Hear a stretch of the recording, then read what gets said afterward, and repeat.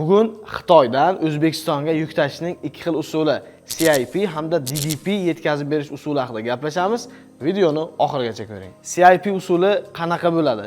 Ya'ni sizni Xitoyda butun fura yoki yig'ma yuklarga qo'shiladigan 30, 40, 50 kub atrofida yukingiz bor va bu yukni aynan o'zingizni kompaniyangizga yoki firmangizga rastamoshka qilishingiz kerak. Nima uchun? Siz Xitoydagi zavodga rasmiy ravishda pul chiqargansiz va ushbu tovarlar sizning kompaniyangizga deklaratsiya bo'lishi kerak. Bunda siz CIP yetkazib berish turidan foydalanishingiz kerak. CIP yetkazib berish turi qanaqa bo'ladi? Sizda butun fura bo'ladigan bo'lsa, biz uni borib zavoddan yuklab olamiz va yo'l hujjatlarini barchasini amalga oshiramiz. Yo'l hujjatlariga qanaqa nimalar kiradi?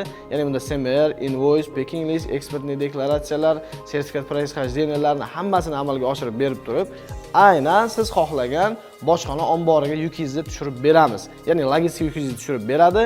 Deklaratsiya ishlariga umuman aralashmaydi. Qolgan ishlar mijoz tomonidan amalga oshiriladi. Endi DDP yetkazib berish turi bu qanaqa bo'ladi? Siz Xitoydan naqdga tovarni sotib oldingiz va ushbu tovarni rastamoshka qilishga o'zingizning kompaniyangiz, ya'ni firmangiz yo'q. Bunda logistika kompaniyasi sizning yuklaringizni deklaratsiya qilib berishi kerak bo'ladi.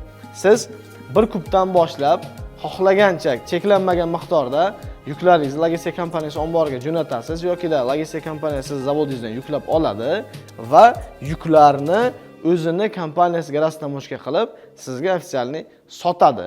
Bunda yo'l hujjatlarini qilish, deklaratsiya ishlarini amalga oshirish, rastamoshka to'lovlarini to'lash, bojxona ko'riklarini amalga oshirishni barchasi logistika kompaniyasi bo'ynida bo'ladi.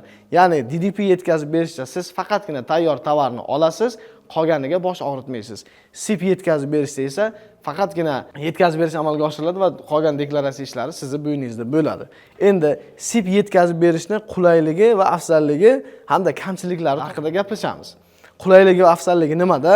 Aytaylik, siz faqat bir xil turdagi tovar olib kelasiz. Aytaylik, bir xil mebel, divan yoki qanaqadir idishlar bir xil yoki bir xil zapchastlar olib kelasiz. Sizning yukingiz boshqalarning yuklariga aralashmasdan tez keladi va bojxona ko'rik jarayonlari va оформление jarayonlari ham shunga yarasha tez bitadi. Chunki bojxona bazasi bor. Ushbu bazada sizning kompaniyangizga doimiy ravishda kelayotgan yuklarni ro'yxati bo'ladi. Siz ushbu yuklardan bir xil ravishda tez olib kelsangiz, sizning yuklaringiz ko'pincha sariq yo'lakka tushadi. O'z bojxonada 3 ta yo'lak bor: sariq, qizil va yashil yo'laklar. Bir xil turdagi tovarlarni qancha ko'p olib kelinsa sariqqa tushadi va ushbu yuklaringizni deklaratsiya bo'lish jarayoni tezlashadi. Kamchilik tomoni nimada? Kamchilik tomoniki, siz endi Xitoy bilan ishlayotgan bo'lsangiz, sizga logistika kompaniyasi yuklarni olib kelib beradi va deklarantlarni topish, ushbu yukingizni bazasini hisoblatish, bojxona ko'rik jarayonlarini amalga oshirish, bojxona omboriga borish, uni xraneniyalarni to'lash va shu kabi muammolar sizni qiynab qo'yishi mumkin bu SIP yetkazib berishda.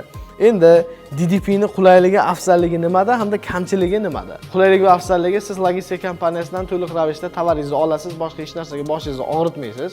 Sizda deklarant qidirish, uni tovaringizni bojxona qiymatini aniqlash va dasmotur ko'riklarga chiqish muammolari, yugurlar sizda bo'lmaydi. Bu eng qulaylik va afzallik tomoni shunda. Endi kamchiligi nimada bo'lishi mumkin? Kamchiligi ba'zi bir holatlarda sizning tovaringiz yig'ma yuklar bilan birgalikda keladi. Mana shuni hisobga olgan holatda sizning yuklaringizni deklaratsiya bo'lishi va sizga yetib borishi 2-3 kun cho'zilib qolishi mumkin.